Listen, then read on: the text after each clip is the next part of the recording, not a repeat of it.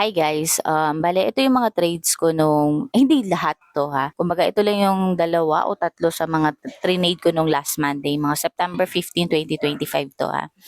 So ayun, marami na akong na-trade, actually ito lang yung ni-record ko, tsaka first time ko kasing nag-screen record ng trades ko. So natutuwa naman ako at na-discover ko yun kasi napanood ko lang sa TikTok. So anyways, puwede pala yun. Ito yung iilan na lang sa na-trade ko nung Monday, pero wasak talaga ako nung Monday guys. Kumbaga nasimulan ko ng Monday na nadurog ako, first trade ko pa lang sa crypto, alam kong wasak na ako.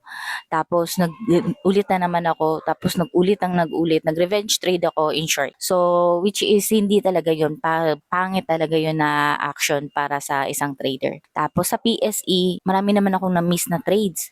Naiinis ako, hindi ko ma-trade-trade kasi nga parang, alam mo yun, kumbaga domino effect na yun eh. Sa PSE naman, hindi ko ma-trade-trade yung ano na yun kasi nga, wala.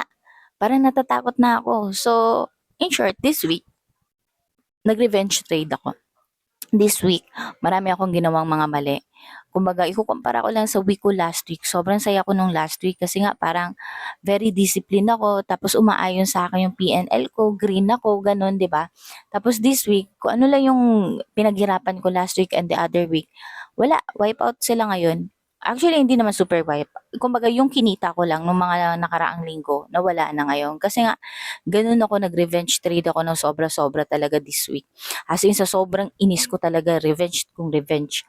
So, ayun, pati sa PSE naman parang break even ako. Hindi ko pa na-compute pero parang break even ako. Pero ang pinakamali ko doon, natatakot ako mag-trade, mali-mali yung pasok ko, tapos walang conviction, parang pagpasok tapos alis agad, tapos umaangat yung mga stocks. O, sobrang durog yun. Tapos pag umaangat yung stocks, tapos hindi ka naman nakabili kasi nagdadalawang isip ka, ganyan. Sobrang wasak talaga yung puso ko talaga this week.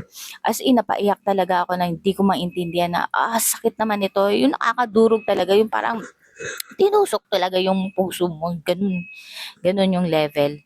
So, ayun, naiinis talaga ako guys. As in, yung parang iniisip ko, ano ba, buti nga nakapag-video pa ako ngayon, buti nga nakapag-voice over pa ako ngayon. Kasi nga, gusto ko siya ilabas. Gusto ko ilabas yung emotion ko na ganito, na nag-revenge trade ako, natakot ako.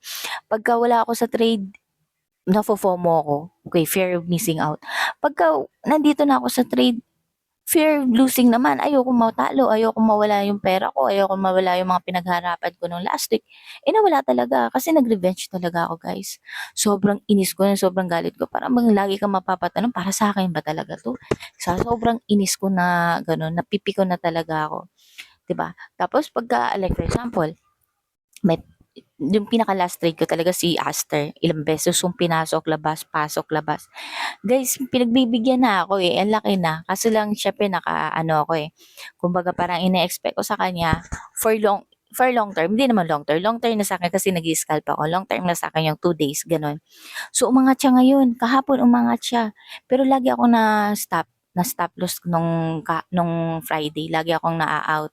Tapos minsan tapos out na lang ako, aalis na lang ako mag-isa. Parang parang gano'n, parang natakot na ako mag-read lang sa 1 minute, natakot na ako. Ba sirang-sira talaga yung psycho this week. Minsan iniisip ko ano bang gagawin ko next week. Paano ko ba haharapin 'to? Dahil sobrang naiinis na talaga ako, naiinggit ako, natatakot akong mag-trade, natatakot akong mabawasan yung pera ko, alam mo yun? Tapos 'pag umaangat naman yung watchlist ko, wala na, sakit na naman. Lahat ng emotion meron dito. Matalo ka, may emotion. Hindi ka nakapasok, may emotion. Naiwanan ka, may emotion. Alam mo yung ganun? Lahat talaga may emotion, lahat may sakit. 'Di ba? Wala ka namang loss pero hindi ka nakapag-trade. Ang sakit-sakit, sobrang sakit yun. Parang mas doble pa yung sakit kaysa sa stop loss. Nasa watchlist mo, pinag-aralan mo, tapos hindi mo na-trade kasi natakot ka. Alam mo yun? Sobrang sakit. Ayun, gusto kong magkuwento lang dito ng puro emotion ko dahil pikon na pikon ako.